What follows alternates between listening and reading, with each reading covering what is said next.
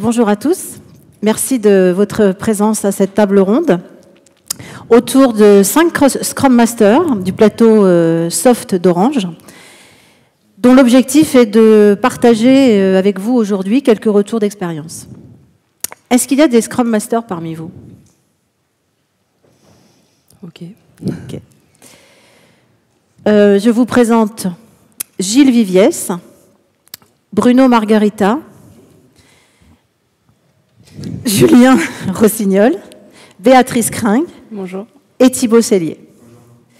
Je propose à Bruno de nous présenter peut-être le contexte du plateau Soft. Oui. Alors, comme l'a dit Véronique, nous sommes tous Scrum Master sur le plateau Soft d'Orange. Alors, Soft, c'est quoi? Soft, c'est l'application de prise de commande des offres Internet convergentes et multiservices d'Orange. C'est l'application que nos vendeurs et nos téléconseillers vont utiliser pour prendre nos commandes. Donc, vous avez un visuel de l'application au milieu. Pour prendre un exemple concret, si demain vous allez dans une boutique Orange pour prendre un abonnement Internet, le vendeur va utiliser Soft pour prendre votre commande. Donc c'est une application qui est au cœur du business d'Orange, puisque une grosse partie du business passe par nous.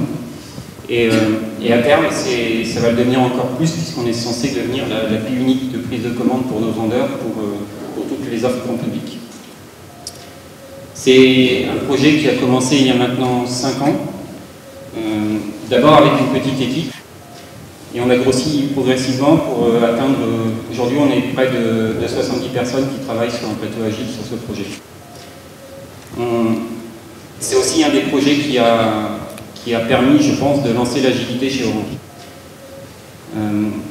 On est passé petit à petit d'une équipe Scrum à 5 équipes Scrum, dont nous sommes chacun Scrum Master d'une des équipes. Une autre particularité qu'on a, c'est qu'on est tous développeurs, ou qu'on a été développeurs dans une de ces équipes. Notre particularité du projet, c'est qu'au cours des 5 années d'existence du projet, on a toujours été accompagné par des coachs agiles. On essaye en permanence de s'améliorer et d'avoir un regard extérieur sur nos activités. Alors pour essayer de donner encore un contexte un petit peu plus précis à cette table ronde, c'est dans le cadre donc de l'accompagnement auprès des 5 Scrum Masters que j'accompagne depuis donc 18 mois. À l'origine, en fait, je leur ai fait une proposition, c'était de mettre en place un groupe d'échange de pratiques, ou dans le monde des coachs, on appelle ça aussi un groupe de supervision collective. Alors, quel en est le principe? Eh bien, le principe, c'est de se réunir régulièrement. C'est à peu près une régularité d'un mois. Et chaque Scrum Master apporte un cas concret, une situation vécue, plus ou moins difficile, en lien avec un membre de l'équipe, avec l'équipe en général, ou tout autre acteur du plateau. Et chaque cas va être collectivement analysé, décortiqué, revisité, si besoin éventuellement avec quelques outils ou quelques grilles de lecture que le coach apporte pour pouvoir mieux décoder ce qui s'est joué, ce qui a été vécu par la personne. Alors, c'est un espace, je dirais, d'échange, de partage. C'est un espace de décompression puisque chaque personne peut apporter ces cas vécus, donc encore une fois plus ou moins difficiles. Donc c'est une forme un espace qui va permettre de lâcher un petit peu de stress, un espace de décompression, un espace également de confrontation, parce que vous allez le voir, ils ne sont pas forcément toujours d'accord. Donc l'idée, c'est aussi de confronter des points de vue.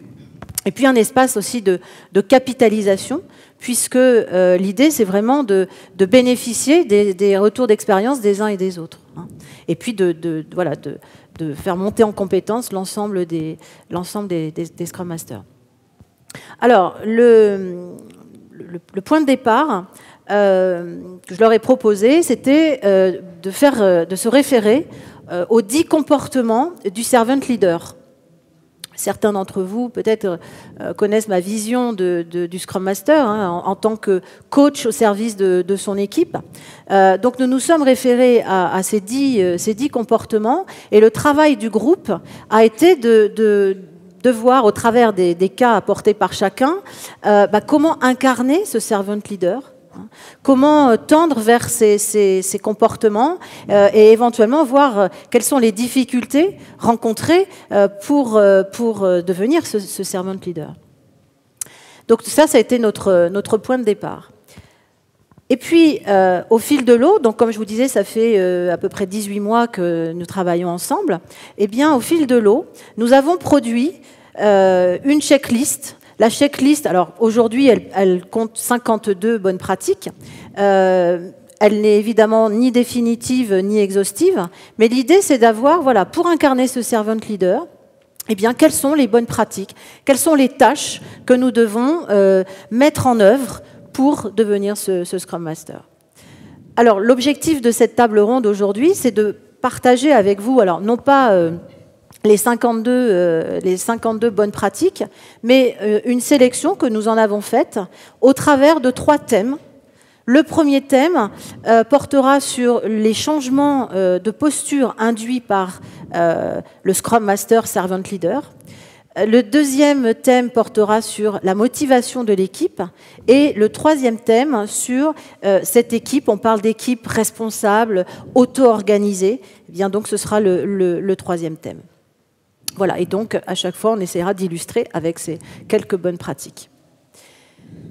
Pour commencer, donc, sur le premier thème, donc changement dans la posture de Scrum Master, peut-être que Gilles, tu peux commencer à peut-être nous parler de ton ressenti justement lorsque tu es devenu Scrum Master. Oui, ok. Quand je suis devenu Scrum Master, en fait, je développais dans l'équipe dans laquelle je suis maintenant Scrum Master. Et j'avais aussi une autre casquette avec des chantiers techniques transverses, donc je faisais pas à 100% du développement. Et quand je suis devenu Scrum Master, en fait, la première chose qui m'a un peu frappé, c'est que bon, du coup, dans mon rôle de Scrum Master, j'avais plus le temps de développer. Et la première chose qui m'a frappé, c'est la perte de maîtrise du code. Comme on est beaucoup sur cette application, il y a 40 développeurs, beaucoup de chantiers de refactoring permanents, je me suis vite rendu compte que je perdais vraiment la connaissance du code. Et quand quelqu'un venait me voir, par exemple, sur le plateau, n'importe qui venait me voir pour me demander techniquement, concrètement, comment telle ou telle chose marche, je me suis rendu compte que ça avait changé, ou je maîtrisais plus le code, et j'étais obligé de le rediriger vers un autre développeur en trouvant la bonne personne, quoi. Et ça m'a particulièrement marqué. Et aussi, lors des rétrospectives, par exemple, on a eu des sprints où l'équipe n'a pas atteint n'a pas couvert tout le scope, et donc quand on s'est mis à discuter, là j'avais un peu un sentiment de culpabilité, parce que je me disais, et si j'avais développé avec eux, si je leur avais filé un coup de main, est-ce qu'on aurait terminé le scope? Et en même temps je me disais, est-ce que eux aussi ils se disent la même chose, quoi. Est-ce que ça a à voir avec la légitimité, votre légitimité? Je pense, moi au début quand je passé Scrum Master, j'avais un peu, je savais plus trop quoi dire des fois au stand-up, parce que j'avais d'autres tâches qui n'étaient pas forcément liées au développement de mon cours, développement du sprint, ou des tâches d'amélioration continue, préparer des cérémonies ou autres. Et du coup, j'étais un peu mal à l'aise face à ça, surtout quand le sprint était particulièrement difficile pour les devs, de ne pas pouvoir les aider, d'être obligé de faire autre chose, de m'occuper d'autres choses. Et donc c'est à ce moment-là que j'avais un problème de légitimité au niveau des stand-up, en fait. Mais les devs ne m'ont jamais fait de remarques sur le fait que je développais moins pas de la même manière.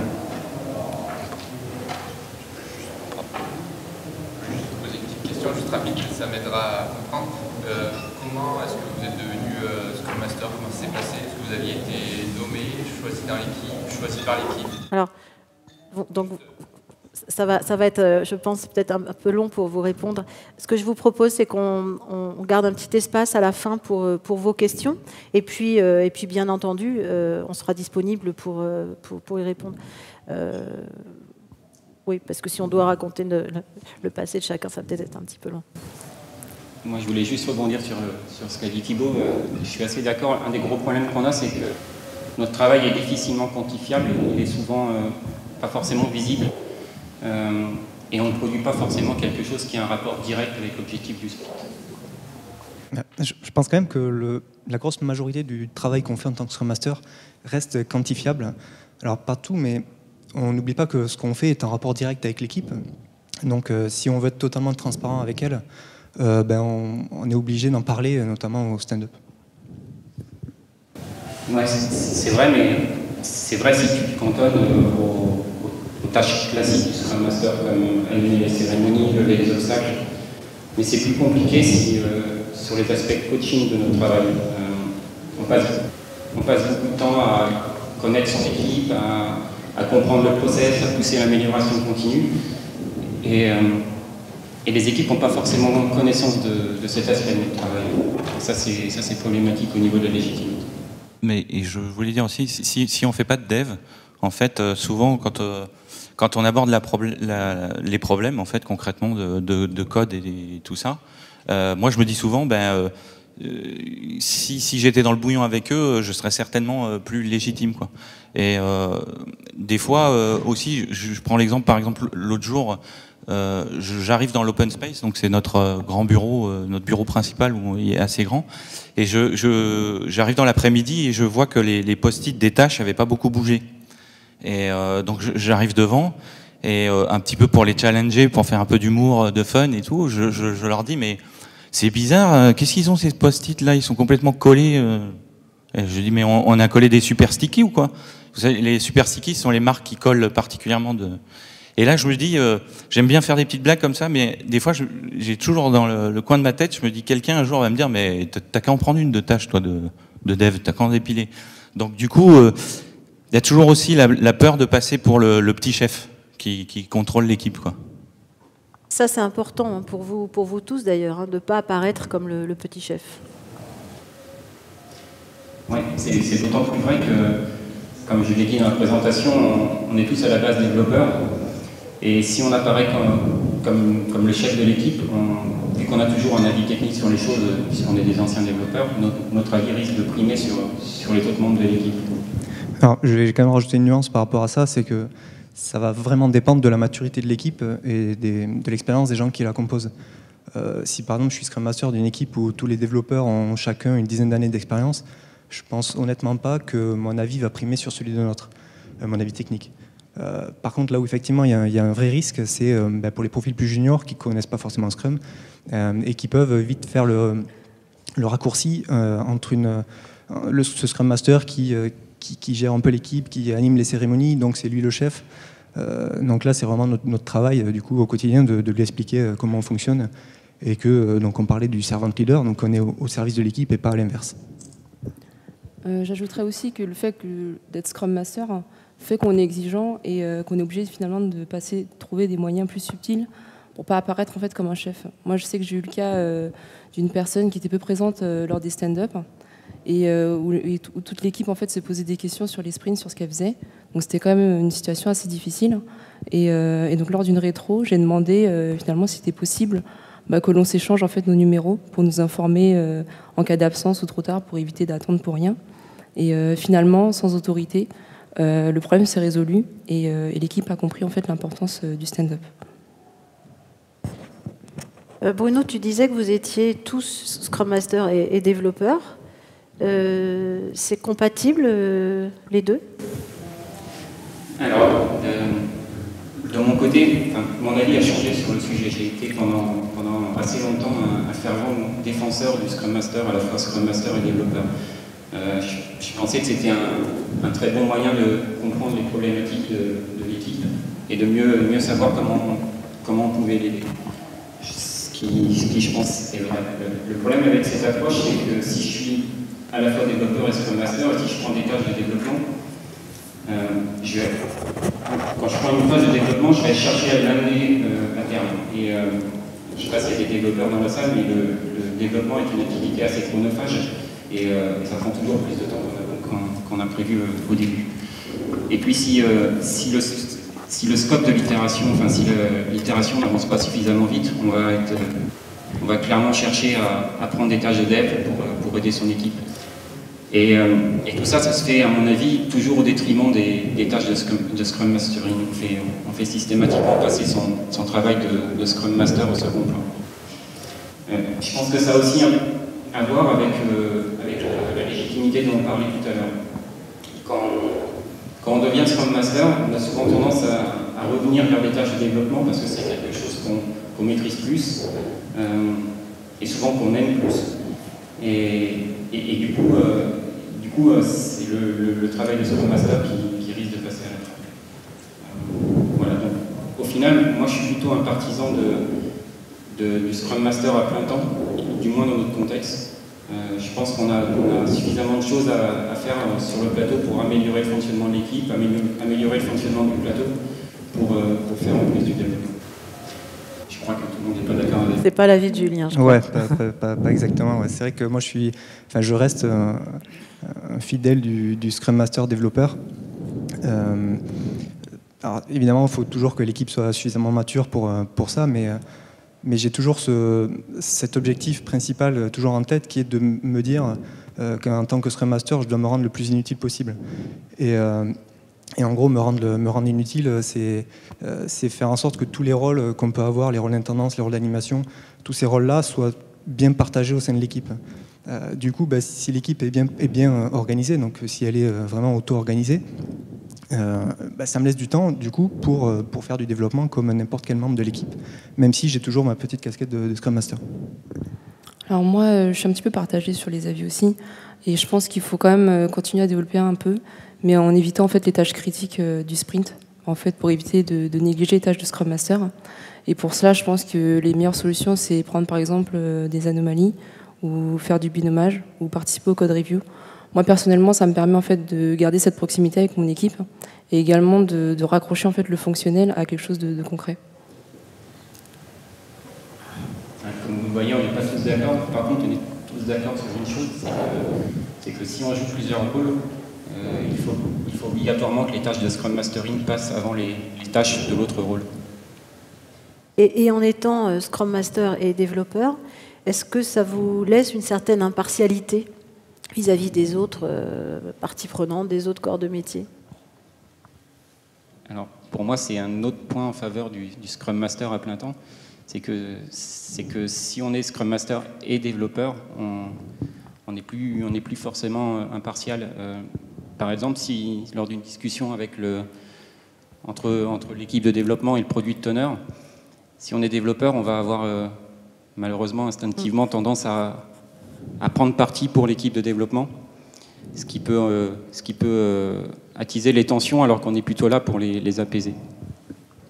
Ouais, c'est vrai que là je te rejoins, c'est qu'il y a vraiment un effort supplémentaire à faire quand on est Scrum Master développeur pour ne pas tomber dans ces travers-là.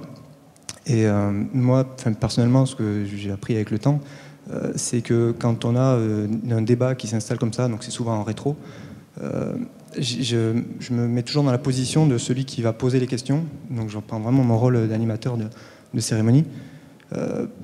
Alors ça ne veut pas dire que je donne jamais mon avis dans les discussions, mais c'est que j'ai toujours l'objectif, quand il y a ce genre de débat, de me dire il faut qu'on arrive à un consensus et il faut qu'on tire des plans d'action. Et donc le fait d'avoir toujours ça en tête, ça me permet vraiment de rester impartial. J'ajouterais aussi que le fait, moi par exemple, de m'être détaché un petit peu du développement, m'a permis d'être un peu plus neutre, parce que étant donné que je maîtrise plus certains aspects techniques, je suis obligée finalement de poser beaucoup plus de questions en fait lors des différentes réunions et d'avoir en fait cette position un peu d'analyse de situation. Alors vous n'êtes pas tous d'accord sur le Scrum Master développeur. En revanche, vous êtes tous OK sur le fait qu'il faut adopter une posture de coach. Ouais, c'est vrai que plus que sur des tâches opérationnelles, on va intervenir sur la motivation de l'équipe, sur la responsabilisation. Et aussi, je pense qu'il faut trouver les leviers pour savoir comment motiver ses coéquipiers, trouver les bons leviers. Moi, c'est comme ça que je les accompagne. Je dirais aussi que tout ça dépend en fait de la maturité de l'équipe aussi. Parce que le positionnement du Scrum Master, je pense, c'est variable. Parce que même une équipe mature peut régresser dans le temps en fonction des turnovers ou des cycles de motivation. Et je pense qu'il faut vraiment rester vigilant en fait, sur l'évolution de son équipe et qu'elle aura toujours besoin d'un Scrum Master. C'est vrai qu'une équipe agile a la tendance à s'améliorer d'elle-même au fil du temps. C'est, je pense, ce qui fait la force de l'agilité. Mais le rôle du Scrum Master en tant que coach de l'équipe, ça va être de servir de catalyseur à cette amélioration. Et un des côtés assez frustrants de notre travail, c'est que quelque part, si on fait bien notre travail, personne ne le voit, ou très peu. Oui, ça me rappelle l'histoire un peu les médecins en Chine. En fait, on dit qu'en Chine, les médecins, un bon médecin, c'est quelqu'un qui n'a personne dans sa salle d'attente, parce qu'ils ont une médecine, ils travaillent sur la prévention, et ce qui fait que de nos yeux à nous, voilà, on a l'impression qu'il fait rien, mais en fait, c'est presque le meilleur médecin puisque personne n'est malade. Et en fait, pour moi, le rôle de Scrum Master avant, c'était quand j'ai pris mon rôle de Scrum Master, pour moi, c'était l'intendant. C'était le leveur d'obstacles, c'était le facilitateur, etc. Et voilà, j'ai vu au travers de ce groupe que le rôle peut aller bien au-delà que ça. Certaines équipes que j'accompagne font tourner le rôle de Scrum Master. Quel est votre vécu, votre point de vue là-dessus? Alors, on a essayé cette pratique sur Soft. Moi, avec le recul, le problème que je vois avec cette pratique, c'est que ça revient à faire tourner le rôle d'intendant dont parlait Gilles à l'instant. Le Scrum Master temporaire, qui va donc souvent un développeur qui va prendre ce rôle à chaque itération. Le Scrum Master temporaire, il va animer les cérémonies, il va lever les obstacles, mais souvent il n'y a personne qui va reprendre ce rôle de coach de l'équipe. Ce rôle, il va s'installer avec le temps. C'est quelque chose qui va prendre du temps. Et je pense que c'est difficilement compatible avec un rôle tournant. Donc, en fait, ce qu'on préconise chez nous, c'est plutôt d'avoir un rôle de Scrum Master fit qui va jouer le rôle de coach de l'équipe et plutôt d'essayer de déléguer les autres tâches au reste de l'équipe, comme l'animation des cérémonies ou ce genre de choses. Et dans votre communication, est-ce que des choses ont changé? Pour ma part, oui. Moi, j'ai appris à adapter ma communication et je pense que c'est un point vraiment important qui nous facilite énormément dans notre travail. De mon côté, ce qui a été déclencheur, en fait, c'est déroulé lors d'une rétrospective où j'avais en fait un problème qui durait pendant plusieurs itérations et j'en avais un petit peu assez. Et le message en fait est mal passé et a été perçu en fait comme une accusation. Et du coup, j'ai dû aller voir les différents interlocuteurs avec beaucoup plus d'empathie pour leur faire comprendre que vraiment mon but n'était pas d'accuser, mais de nous améliorer en fait par rapport à nos erreurs et qu'on faisait vraiment partie d'une seule et même équipe. Et c'est vrai qu'avec cet événement-là, je me suis rendu compte que lorsque mes valeurs étaient remises en cause, il faut faire attention en fait à sa communication et avoir beaucoup plus de recul. Et qu'il est vraiment important en fait de parler de ses ressentis et de s'adapter en fait à la personnalité qu'on a en face de soi. Et c'est vrai que désormais, je pose beaucoup plus de questions. Je suis davantage dans l'écoute pour vraiment mieux rebondir sur ce qui est dit. Oui, moi j'ajouterais aussi, même s'il me reste beaucoup de progrès à faire, j'ai remarqué par 2 fois récemment que lors d'événements un petit peu conflictuels, et j'avais mon équipe qui était remise en cause, et d'une façon qui m'apparaissait injuste en fait, et en général ça, le côté un peu injustice, ça me fait démarrer au quart de tour. Et là, en fait, dans l'atelier, d'avoir parlé de bienveillance, de mode plus, de communication positive, j'ai eu comme un frein à un moment donné, je me suis dit non, stop. Donc j'ai temporisé dans la discussion, et j'ai pris sur moi, et j'étais en train clairement de me dire, ça sert à rien de rajouter, ça va pas faire avancer le débat, au contraire, ça va envenimer les choses. Donc j'ai temporisé, et je suis retourné après à voir la personne pour discuter plus sereinement de ça. Et donc c'est vraiment quelque chose qui m'a frappé, alors j'espère que ça continuera à changer comme ça. Alors pour clôturer ce premier thème, Je vous propose de partager 5 bonnes pratiques donc, qui sont extraites de la checklist. Alors, la première bonne pratique qu'on a retenue, c'est en tant que Scrum Master, je dois être avant tout Scrum Master, même si j'ai d'autres casquettes, pour être le plus efficace possible dans mon rôle. En tant que Scrum Master, je dois apprendre à mieux me connaître pour mieux interagir avec les autres. En tant que Scrum Master, je dois prendre conscience de l'influence de mes émotions, de mes freins, afin de mieux interagir avec les autres. En tant que Scrum Master, je dois développer mon propre style de leadership pour être authentique et efficace.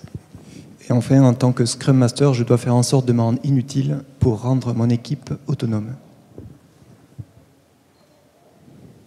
Le deuxième thème qu'on vous propose d'évoquer, c'est le thème de la motivation des membres de l'équipe. Alors, motiver, c'est une chose, mais il y a également prévenir et éviter la démotivation. Ouais, c'est vrai. Et c'est pas toujours évident, mais moi j'ai eu le cas où vraiment, alors là c'était flagrant. J'ai eu les gens sont arrivés en retard en fait, de plus en plus. Alors quand on a des gens qui arrivent en retard aux cérémonies, notamment au stand-up, bon bah c'est des choses qui arrivent, même si on rappelle l'importance de la cérémonie. Et là en fait ça devenait régulier, c'est-à-dire et de façon répétée, et en plus ça s'est généralisé, c'est-à-dire qu'à un moment donné j'avais la moitié de l'équipe qui arrivait en retard. Donc là pour le coup, je me suis dit, là c'est clairement une démotivation. Donc en rétrospective, j'ai essayé d'amener ça, alors non pas frontalement, même si on a abordé l'importance des cérémonies, mais je leur ai parlé que moi je ressentais une démotivation générale. Je voulais savoir s'ils la partageaient. Et du coup, on a beaucoup échangé, parce que du coup, je l'avais évoqué en atelier. Et on avait un petit peu insisté sur rappeler l'importance des cérémonies et de l'image de l'équipe qu'elle peut renvoyer auprès du PO, plus que la ponctualité. Voilà. Et donc le problème s'est résorbé du coup derrière, après avoir bien partagé. Alors là où il faut faire attention avec la motivation, c'est par exemple le retard au stand-up d'une personne n'est pas forcément un signe de démotivation. On avait par exemple une personne dans notre équipe qui arrivait pratiquement systématiquement en retard au stand-up, alors que c'était clairement une des personnes les plus motivées et les plus moteurs de l'équipe. On a évoqué ce point en rétro, et cette personne nous a évoqué le fait que quand elle avait besoin de communiquer, elle communiquait, quand il y avait un problème, elle allait voir directement les personnes, et que si tout le monde faisait comme elle, il n'y aurait vraiment pas besoin de stand-up. Alors, sans savoir si cette personne a raison ou a tort, ce qui est important pour le Scrum Master, c'est vraiment de comprendre le fonctionnement de cette personne. Et au cours de nos ateliers, on a vraiment beaucoup travaillé sur ça, sur apprendre à connaître la personnalité des gens. Donc, pour ça, on a beaucoup utilisé la ProcessCom. Et ça nous permet de mieux interagir avec les autres, de mieux comprendre leur personnalité, savoir s'adapter, comprendre leurs réactions. Et c'est important en tant que Scrum Master. Si je reprends l'exemple de la personne qui n'est pas au stand-up, je pense qu'en ProcessCom, on pourrait dire que cette personne a une personnalité de base rebelle, je pense. J'ai bien suivi mes ateliers. Il y a un autre indicateur assez simple pour voir la démotivation, c'est de simplement faire attention à ce que font les gens quand ils ont du temps libre. En fait, on leur laisse du temps libre sur le plateau, de regarder, de juste faire attention à ce qu'ils font. Donc si ce temps-là est passé uniquement à se détendre, je pense que là on voit un gros problème de motivation et qu'il faut faire quelque chose. Alors justement, sur ce temps libre que vous allouez et que vous donnez aux équipes, vous pouvez en parler? Alors c'est parti d'un premier constat, c'était que les équipes avaient du mal à enchaîner la fin d'un sprint avec le début d'un sprint suivant. Ils avaient besoin de souffler. Donc on a aussi constaté que, on en parlait tout à l'heure, on est 40 développeurs, et du coup on a souvent du mal à trouver des moments pour se synchroniser, pour travailler tous ensemble.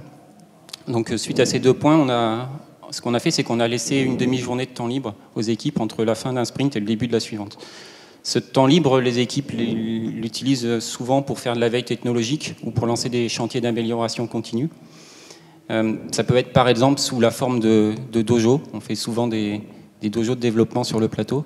Donc pour ceux qui ne connaissent pas le principe du dojo, c'est de se réunir, l'équipe de développement se réunit autour d'un écran et d'un clavier pour coder ensemble et s'améliorer collectivement.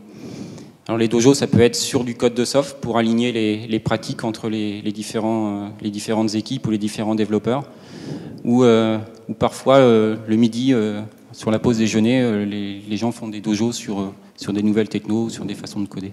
Ouais, parce que ce qui est super important aussi, c'est que on a une population de développeurs. Et ça fait partie vraiment des motivations intrinsèques des développeurs de travailler sur des nouvelles technologies, des langages à la mode et des choses comme ça. C'est vrai. Et ce qu'on fait aussi souvent, c'est qu'on essaye de faire venir des intervenants externes, souvent pendant la pause déjeuner, pour faire des présentations. On a par exemple eu des présentations sur le Lean Startup, la communication non violente, sur Domain Driven Design, on a eu des sessions de live coding. Et tout ça, ça permet au plateau de s'oxygéner, de s'ouvrir vers l'extérieur et d'apprendre des nouvelles choses. Si ce type d'intervention vous intéresse, je vous invite à aller voir le site broadbanklunch.fr. C'est un site qui répertorie qui répertorie les experts qui se proposent de venir chez vous pendant une pause déjeuner gratuitement pour vous faire une présentation. Voilà. D'une manière générale, du coup, ce qu'on peut dire sur ce temps libre, c'est que ça motive énormément les équipes, ça permet au plateau de progresser, et ça, chez nous, permis de lancer énormément de chantiers d'amélioration continue. On pourrait penser que c'est du temps perdu puisque les équipes ne produisent pas pendant une demi-journée, mais au final, il y a vraiment un ROI assez fort sur ce type d'action. Alors, il n'est pas nécessaire de mettre en œuvre de gros chantiers. Parfois, la motivation, c'est des petits changements au quotidien. Je crois que tu as mis des petites choses en place, Gilles. Ouais. Moi, je pense qu'il faut, c'est vraiment, je trouve qu'il faut amener du fun. Il faut amener de l'énergie en fait et moi j'aime bien faire des petits trucs comme par exemple quand un développeur arrive sur le taskboard, hop, il dépile une tâche et en fait ça fait passer la user story à l'état terminé. Moi quand je suis là, j'aime bien me lever et lancer un big up pour Georges. Alors j'ai pas de Georges comme développeur dans l'équipe. Et donc en fait il y a plein de développeurs qui viennent et qui disent ah bah c'est bon, il a terminé, et ça rend le truc plus vivant, ça motive un peu, on voit que ça progresse.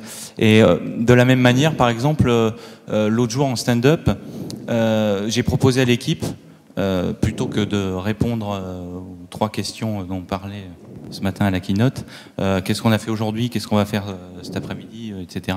Je leur ai proposé de prendre l'ordre du taskboard, en fait, dans l'ordre de priorité, de dépiler chaque user story en les personnifiant un peu, plutôt que en se disant qu'est-ce qui s'est passé pour cette story hier soir, enfin hier dans la journée plutôt, et qu'est-ce qui va se passer aujourd'hui pour elle. Et du coup, comme on a des binômes, des choses comme ça, ils étaient en fait à 2 à parler de la story, et ça a rendu le stand-up beaucoup plus vivant et beaucoup plus motivant. Ce qui fait que le lendemain, quand je leur ai proposé qu'est-ce qu'on fait, ils ont tout de suite dit on fait comme ça. Alors même si maintenant on alterne, c'est plus motivant. Et je pense que toutes ces choses, c'est pas grand-chose, mais mis bout à bout aussi, ça apporte un peu de motivation. Justement, Gilles parle de petites choses qu'on peut faire pour influer sur la motivation. Et il y a justement des choses toutes bêtes qu'on a souvent tendance à oublier, qui sont de donner des feedbacks aux gens. Moi, s'il y a vraiment une chose que j'ai apprise, c'est que tout le monde, moi le premier, on est tous preneurs de feedback. Alors évidemment, à condition que ce soit des feedbacks constructifs. Après, des feedbacks, on peut en donner sous différentes formes. On peut faire un feedback global à l'équipe, donc souvent la rétro est le bon endroit pour le faire. Si je prends un exemple, moi c'est la première fois, quand j'étais sur master, la première fois que je suis parti en vacances pendant une longue durée. En fait, j'ai laissé volontairement l'équipe se débrouiller. J'ai rien dit à personne, je suis parti en vacances, salut. Et ce que j'ai vu, c'est qu'à mon retour, l'équipe s'était parfaitement débrouillée, l'itération avait bien été faite, les cérémonies avaient bien été organisées. Et donc j'ai simplement mis à la rétro qui a suivi un petit post-it pour féliciter. Donc au-delà du post-it, moi c'était cool, j'étais en vacances. En fait, ce que je leur ai dit et ce que je voulais faire passer comme message, c'est de les féliciter pour avoir été autonomes et surtout que chacun avait su se responsabiliser pour justement amener l'itération à bon escient. Un autre type de feedback qu'on peut avoir, c'est les feedbacks plus individuels. Donc là, ça se fait généralement plus en privé avec la personne concernée. Pareil, un exemple que j'ai eu à mes débuts, c'est, et que tout le monde a dû connaître, c'est une personne dans mon équipe qui ne s'exprime jamais en réunion. Quand on fait des réunions avec tous les développeurs, ne s'exprime jamais, et même quand la décision qu'on prend en réunion va à l'opposé de ce que la personne pense. Du coup, là, c'est pareil, j'ai pris la personne à part pour discuter avec elle. Et c'est justement tout ce qu'on a fait en atelier sur la ProcessCom qui m'a permis d'identifier un peu la personnalité de la personne et savoir communiquer avec elle pour ne pas justement la braquer et arriver à un fait que la personne ne s'exprimera plus jamais en réunion. Et donc avec ce travail, donc je ne rentre pas dans tous les détails de ce qui s'est passé, mais ce travail que j'ai pu faire, justement, ça met en avant le rôle qu'on a au-delà du rôle de Scrum Master. C'est vraiment ce rôle de coaching qu'on a auprès de l'équipe qui devient vraiment nécessaire et indispensable pour influer sur la motivation. De ton côté, Thibaut, toi tu as agi sur un autre levier, tu as essayé de leur donner de la vision. Oui, effectivement. En fait, plusieurs fois en rétrospective, ils remontaient comme quoi ils n'avaient pas de vision sur les différentes fonctionnalités et tout.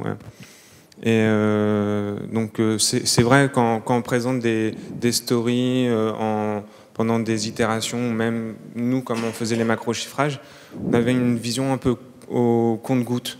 On n'avait pas la fonctionnalité dans son ensemble et tout. Donc pour parer à ça, j'ai vu avec mon PO, voir ce qu'on pouvait faire.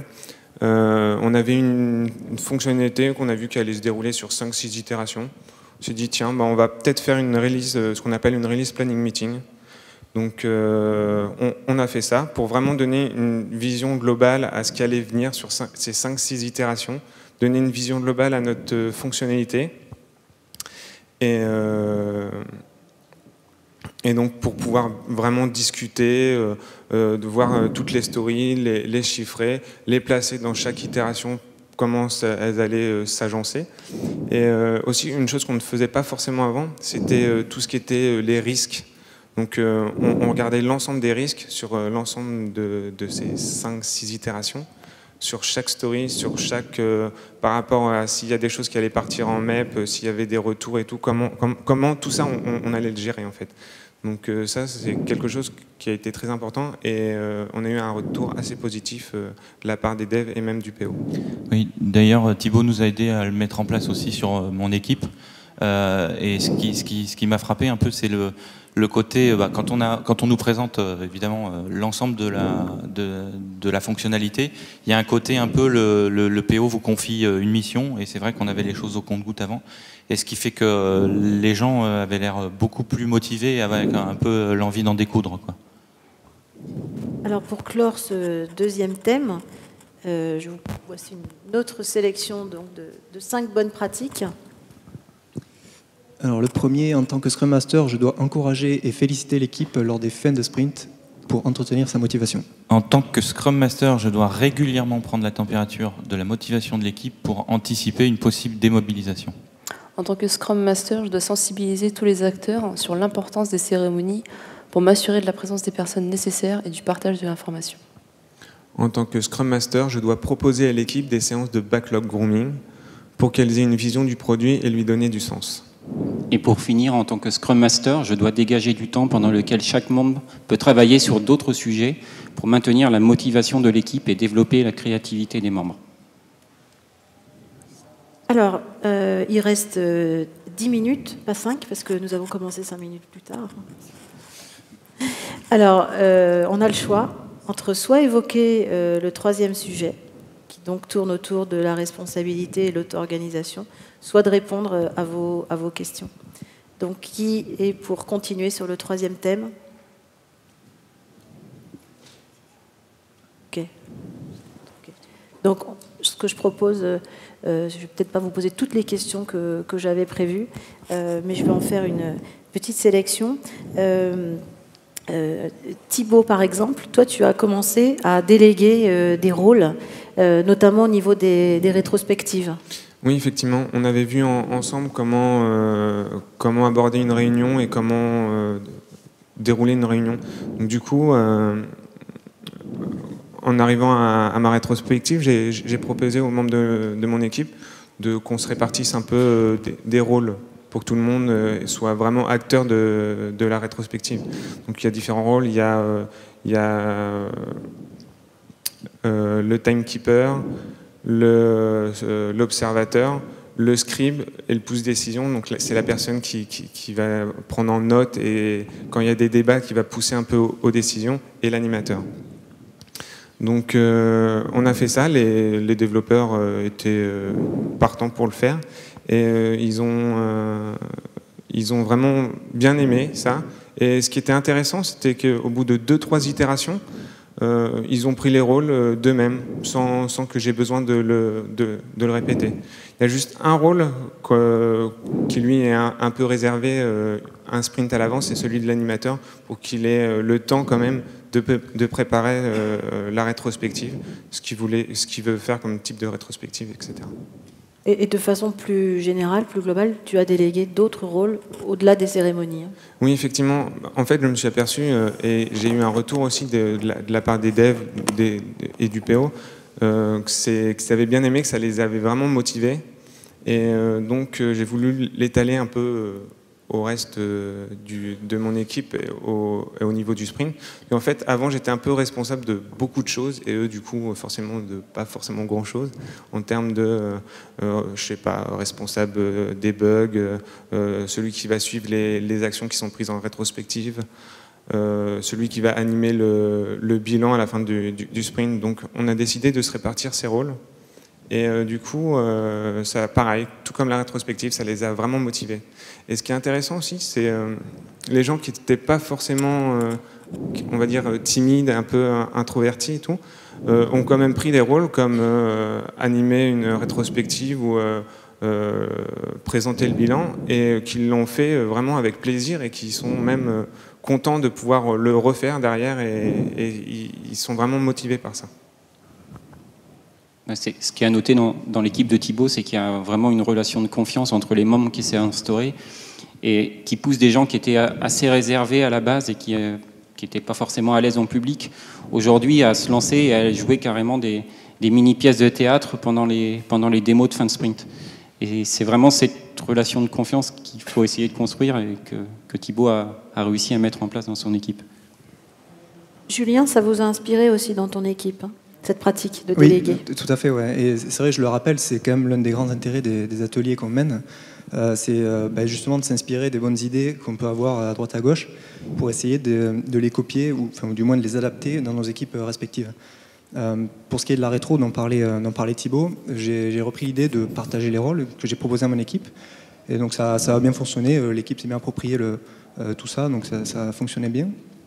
Mais ce que j'ai trouvé intéressant, c'est que justement ça a donné des idées aux membres de mon équipe pour l'adapter à d'autres cérémonies, puisque moi je l'avais proposé uniquement en rétro. Et en fait, c'était pour le planning poker, où pour expliquer vite fait comment ça fonctionnait, quand on présentait les stories, on arrivait à découper en tâches qui étaient souvent des tâches fonctionnelles, et en parallèle, donc, on regardait dans le code tous ensemble où ça se passait à peu près. Mais ce qu'on avait vu, c'est que quand un développeur prenait la story 3-4 jours après, en gros, tout le monde avait oublié ce qu'on avait fait comme analyse technique, et du coup, il devait refaire l'analyse technique, et donc il perdait du temps. Et donc il y a un développeur qui s'est dit, on va reprendre le rôle de scribe qu'on a mis sur la rétro, pour la mettre sur le planning poker. Et donc ce rôle de scribe, c'est juste de noter les classes, voir les méthodes qui sont impactées quand on le voit ensemble, et comme ça, le développeur qui commence le développement, justement, il voit directement dans le code où ça se passe, il ne perd pas du temps à tout réanalyser.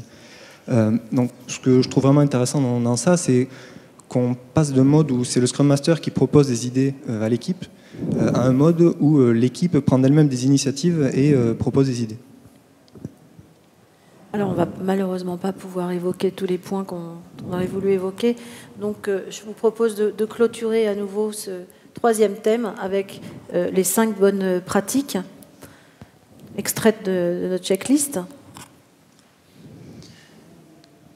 Alors, la première, en tant que Scrum Master, je dois m'assurer que mon avis ne compte pas plus que celui des autres membres de l'équipe pour que l'équipe trouve elle-même la solution et devienne autonome et créative. En tant que Scrum Master, je dois être ouvert aux idées des autres pour prendre des décisions collectives. En tant que Scrum Master, je dois pratiquer l'écoute active pour favoriser l'expression de chacun. En tant que Scrum Master, je dois faire un point régulier ou individuel ou en équipe pour m'assurer que chaque personne a sa place au sein de l'équipe. Et pour finir, en tant que Scrum Master, je dois partager les rôles et les responsabilités au sein de l'équipe pour motiver, responsabiliser, impliquer les coéquipiers et favoriser l'auto-organisation. Je vous propose en guise de conclusion et avant de prendre éventuellement une question, c'est peut-être de nous dire quels sont les bénéfices, qu'est-ce que vous a apporté ce groupe, enfin vous a apporté et vous apporte puisqu'il perdure, ce groupe d'échange de pratiques. Oui, ben moi ça m'a permis de lever des doutes que je pouvais avoir sur mes comportements dans certaines situations et aussi d'échanger avec les autres Scrum Masters pour trouver la meilleure façon de faire, quoi. De mon côté, avant qu'on se réunissait avec les Scrum Masters, on parlait technique, on parlait organisation, on était vraiment dans l'opérationnel. Maintenant, avec ce groupe de pratique, on peut parler de notre rôle de notre rôle de Scrum Master, de notre relation avec les autres. On est plus dans le relationnel. Et ce groupe de pratique, c'est devenu un espace de parole. C'est vrai, je te rejoins sur le fait de parler d'espace de parole. Et ce qui a vraiment permis tout ça, c'est le fait d'avoir une personne externe au projet. Donc ça paraît bête, mais ça facilite le fait de parler de choses, de difficultés qu'on peut rencontrer dans notre rôle de Scrum Master. Et donc c'est vraiment ça que j'ai apprécié. Pour moi, lors de ma prise de fonction de rôle de Scrum Master, c'est vraiment l'endroit idéal en fait pour me rendre compte de l'importance en fait de la communication dans le quotidien du Scrum Master. Et ça a vraiment permis en fait d'être beaucoup plus à l'aise dans la gestion des tensions et d'échanger avec les autres. Et moi, ce que j'ai apprécié, c'est on a fait une première étape où on a vu beaucoup de théorie. Je pense que sans la théorie, on peut pas arriver à vraiment à devenir à viser coach. Et ensuite, justement, tous ces débats qui ont été très intéressants, qui nous ont permis d'échanger, de pouvoir justement aller vers une démarche d'amélioration continue pour nous-mêmes en tant que coach, quoi. Est-ce qu'on a 2 minutes pour une question éventuellement ?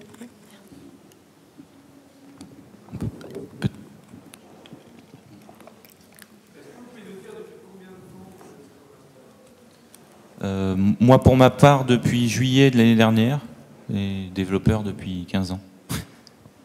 Moi, depuis pratiquement le début du projet, c'est-à-dire depuis pratiquement 5 ans. Moi, ça va faire 4 ans. J'étais déjà Scrum Master sur un projet avant et sur celui-là aussi. Alors moi, ça va faire presque 1 an et demi que je suis Scrum Master et 2 ans de dev, du coup. Et moi, ça va faire 2 ans. Peut-être répondre à...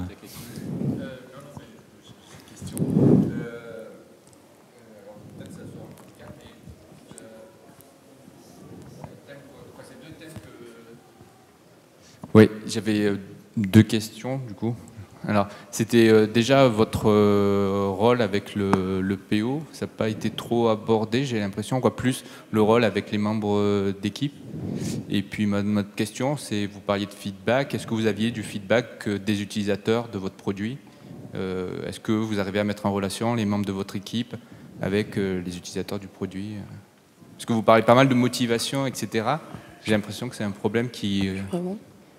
Alors pour nous, moi dans mon équipe, on a souvent des retours du terrain via notre PO, du coup, qui nous envoie souvent en fait des mails de satisfaction du terrain lorsqu'on a livré tel nouveau parcours ou fonctionnalité. Et du coup là, on a vraiment un vrai retour feedback du terrain et des responsables haut placés, ce qui donne vraiment une valeur ajoutée en fait en termes de motivation pour l'équipe. Ouais, je rajouterais qu'on est dans une grosse structure, alors c'est vrai que les utilisateurs sont parfois assez loin de nous. En tout cas pour les internes, on nous envoie régulièrement en boutique aussi pour voir les utilisateurs, voir comment ils utilisent l'application. C'est quelque chose qu'on fait de temps en temps. Pour l'autre question, notre rapport avec le PO, je sais pas, quelqu'un a quelque chose à dire là-dessus. C'est pareil, on est dans une grosse organisation, donc les product owners, c'est des gens qui sont plus issus des MOA et qui ont derrière des équipes métiers. Voilà, on est peut-être un peu loin de la notion de PO comme on peut le voir dans la théorie. Voilà. Après, sur nos rapports avec eux, ils sont quand même sur le même plateau, on les voit, ils sont là, ils sont présents. Voilà. Et on fait un travail aussi d'accompagnement auprès des PO. Aussi. Il est l'heure, je crois. En tous les cas, si vous souhaitez poursuivre ces échanges avec nos 5 Scrum Masters, je crois que Thibaut, Béatrice et Gilles, vous êtes demain à l'Open Space, donc vous pourrez éventuellement proposer des sujets en lien avec leur témoignage. En tout cas, merci de votre participation, de votre attention et à bientôt. Merci. Merci.